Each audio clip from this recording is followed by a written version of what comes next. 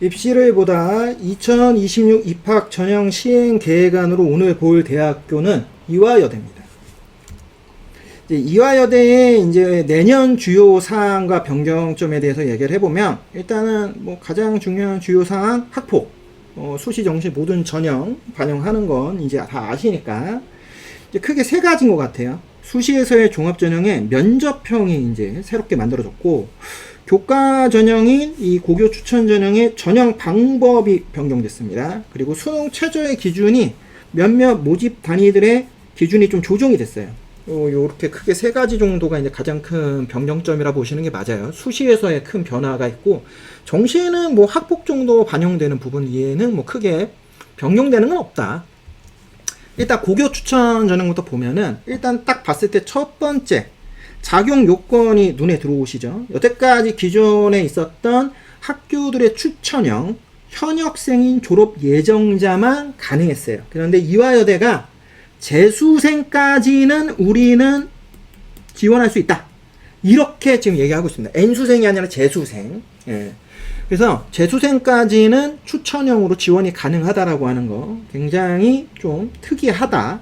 그리고 고교별 일단 20명, 프로테이지도 아니에요. 그냥 20명 딱 잘라서 우린 20명까지 지원이 가능하다, 이렇게 얘기를 했어요. 전형 요소가 바뀐 게 가장 큰 포인트인데, 우선은 면접이 기존에 있었습니다. 그래서 올해까지는 면접이 반영되는 방식의 수능 최저가 없는 형태였는데, 이게 내년에는 교과 100으로 바뀝니다. 단순 교과 100에 수능 최저가 들어오는데, 국수형 탐구 한 과목 기준에서 이하 모라고 하는 수능 최저를 걸었습니다. 그러면 면접과 수능 최저 뭐 둘을 직접 비교하기는 어렵지만, 개인적으로는 내년부터 바뀌는 이화여대의 고교 추천형이 훨씬 더 접근성이 더 좋아졌다, 이렇게 보시는 게 맞겠죠. 아무래도 교과에 면접형이 있는 것보다는 내가 수능 최저 맞추고 내가 갖고 있는 내신 성적으로는 딱 줄 세워서 내가 들어가겠다, 이게 훨씬 심플하거든요. 그렇기 때문에 내년에 아마 이화여대 고교 추천형 입시 결과 컷이 상당히 많이 올라갈 수 있다, 뭐 이런 생각은 하고 있습니다. 학폭은 지원 불가고요. 반영 교과하고 반영 범위에 대해서도 지금 다 나와 있는데 뭐 똑같습니다. 일단 내용은 똑같아요. 그래서 현재 국수형 한국사 사회 과학이라는 주요 교과목만 반영을 하고 3학년 1학기까지만 반영한다. 재수생이 지원을 해서 3학년 1학기까지 반영합니다. 그리고 일반 선택 80, 진로 선택 20%. 일반적으로는 일반적인 교과 전형 방식을 그대로 채택하고 있다, 이렇게 보시면 돼요.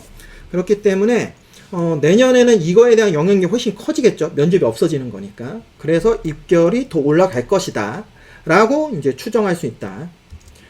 이 종합전형에서는 이제 미래인재전형, 이게 원래는 서류형이에요. 이게 원래 이화여대의 종합전형이에요. 서류 100% 모집을 하고 있고, 평가 요소는 학업, 학교활동 우수성, 뭐 발전 가능성은 크게 3개의 역량을 본다고 합니다. 내년에도 아마 큰 차이는 없겠지만 그래도 수시 모집 요강 확인하셔야 되겠죠. 이제 수능 최저가 아무래도 이제 변경된 부분이 있는데, 크게 두 가지 계열이 변경됐어요. 첫 번째가 인문 계열.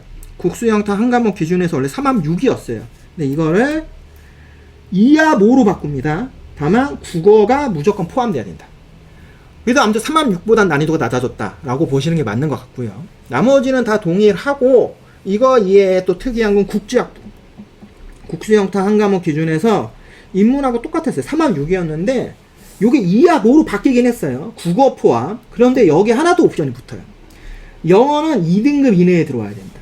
그러니까 네가 영어로 최저 조합을 맞출 때 국어 2, 영어 3 이건 안 돼, 이렇게 얘기하는 건데, 무조건 영어는 최저에 포함이 될 때는 2등급 이내여야 된다, 이런 식의 옵션 하나 걸어놨어요. 그래서 이게 또 어떻게 또 작용할지에 대해서는 또 알 수는 없죠. 근데 국제학부이다 보니까 영어에 대한 실력을 일정 이상은 평가하겠다, 대학이 뭐 그렇게 좀 판단하고 있는 것 같아요. 학폭 같은 경우에는 1에서 7호는 총점에서 감점 형태 방식을 취하고 있는데 프로테이지예요. 되게 큽니다. 그리고 8에서 9호는 부적격. 그러니까 거의 학폭이 있으면 떨어진다. 이제 면접형이라고 하는 게 새롭게 신설로 내년에 등장합니다. 이것도 아무튼 내년에 좀 변수값이 될 수 있겠죠. 1단계 서류 70%, 근데 5배수예요. 배수 모집 인원이 꽤 많아요. 그러면 기본적으로는 이제 1000명을 일단은 뽑아서 면접 보겠다. 그러니까 1000명은 면접 보겠다는 얘기를 하는 거죠. 2단계 면접 30% 반영 방식인데 아직은 알 수 없습니다. 수시 모집 요강을 꼭 확인해야 되는 게 바로 요 미래인재 면접형이라고 보시면 되는데, 일단 올해까지 반영하는 서류평가 평가 요소는 뭐 구체적인 내용은 지금 보시는 내용들입니다. 요거 한번 스페이스바 딱 눌러서 킵 해놓으시고 세부 내용을 좀 더 봐주세요. 그래서 학업, 학교활동의 우수성, 발전 가능성, 이 세 개의 평가 요소가 이화여대 미래인재 전형의 메인 이 서류평가 요소다. 이렇게 다시 한번 말씀을 드릴 수 있고, 그 안에는 뭐 기초학업, 뭐 싱마 학업, 지식탐구, 창의융합, 공정공감, 뭐 성실, 성장, 잠재력, 뭐 이런 요소들이 들어간다. 뭐 제가 볼 때는 그냥 이름만 바뀐 거지 학업, 진로, 공동체라고 하는 부분에서는 그렇게까지 크게 바뀌었다고 보기엔 좀 어려운 것 같아요. 그냥 그 안에 있는 내용들을 조금 조정한 것 같아요. 뭐 그 정도. 이제 논술 전형에 대해서 얘기를 하면 논술 100%입니다. 내년에도 논술 100%입니다. 전체적으로는 한 7명 정도 인원을 줄였어요. 논술 유형은 인문은 언어, 자연은 수리. 근데 내년에도 똑같습니다. 인문은 언어, 자연은 수리 논술을 보고요. 수능 최저 같은 경우에는 인문계열은 3학년인데 제가 색깔을 원래 바꿨었는데 못 바꿨네요. 인문계열은 국어를 포함한 이하부, 고교 추천 전형과 똑같죠. 나머지는 다 동일한데요. 또 하나 이제 눈여겨볼 만한 게 논술로 의예과를 모집을 안 했거든요. 근데 내년에는 의예과를 모집을 하겠다라고 지금 얘기하는 것 같아요. 그래서 4, 5라고 일단은 설정을 해놨습니다. 학폭, 감점 처리하고 8, 9, 5는 부적격. 예, 정시 전형은 가나 다군으로 이루어져 있고요. 올해 기준에서는 가군이 102명, 나군이 646, 다군이 70명에서 818명이에요. 근데 내년에는 가군이 102명 똑같은데 나군 인원이 좀 늘어요. 그리고 다군 인원이 많이 줄죠. 전체가 793명. 인원을 조금 덜 뽑습니다. 수능 100%고요. 학폭은 올해까지는 반영을 안 했는데 내년에는 학폭 반영을 한다. 요 부분, 뭐 요거 정도가 이제 좀 특이점이라 보는데 정시 전형은 뭐 큰 변화점이라 보기는 어려워요. 다군에 있었던 인원들이 원래 인공지능 계열을 올해 70명 모집인데 요 인원을 거의 반토막 이상 내버렸다. 그래서 다군이 좀 더 경쟁이 치열할 수 있다. 요 정도. 수능 반영 방식에 대해서는 그냥 동일합니다. 그래서 한번 참고해서 한번 보시면 좋지 않을까 해서 쭉 한번 내용 살펴봐 주시고, 뭐 등급별 점수 뭐 이런 것도 똑같이 반영을 하고 있기 때문에 큰 뭐 차이점은 없어요. 실제로는 올해나 내년이나 정시 전형에서의 반영 비율, 반영 총점제 다 똑같기 때문에 점수값 차이를 한번 비교를 해본다고 하면은 최근에 이화여대가 예전에 비해서는 점점 좀 인기가 떨어진다라고 하는 이야기들이 있잖아요. 이화여대를 뭐 성서 안에 껴야 되냐, 아니 뭐 중경외시에 껴야 되냐, 뭐 여러 가지 얘기들도 있는데 아직까지는 그래도 중경외시보단 조금 더 위에 있는 학교가 아닌가 하는 생각은 해요. 개인적으로 뭐 아니라고 생각하시면 아닐 수도 있습니다. 다만 그거를 우리가 명확하게 알 수 있는 거는 되게 정시 전형 점수들을 전년도, 재작년도, 그리고 이제 뭐 올해, 그러니까 3개년치의 이제 변동 과정들을 보면은 이 학교가 조금씩 올라가고 있느냐, 떨어지고 있느냐, 이런 것들을 좀 알 수 있거든요.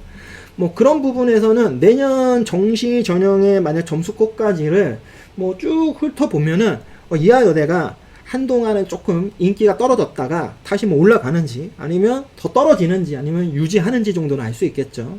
뭐 그 정도의 기준에서 우리가 좀 보는 거다 보니까 제가 여대들에 대해서는 그렇게 이제 입시 관련된 내용들을 말씀들을 잘 안 드리는 게, 일단은 뭐 보시는 대부분의 학생들이 아무튼 남학생, 여학생들은 남녀공학을 조금 더 선호하더라고요. 그리고 여대 애들은 아무래도 여학생들 아니면은 그렇게 큰 관심을 가질 만한 내용들이 별로 없다 보니 말씀을 잘 안 드리는데, 그래도 뭐 이화여대가 대한민국의 단 대표적인 여대 아니겠습니까?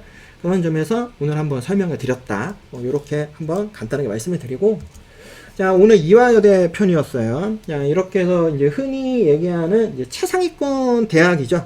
이제 상위 6개 대학 아니면은 뭐 7개 대학 하면은 꼭 얘기하는 대학들, 제가 서울대는 이제 뺐으니까 그래서 6개 대학에 대해서 설명을 드렸고, 다음 시간에는 이제 그 밑에 있는 이제 중경외시라고 불리는 탑10 안에 들어가는 대학들에 대해서도 한번 계속해서 시행 계획안들을 한번 살펴보도록 하겠습니다.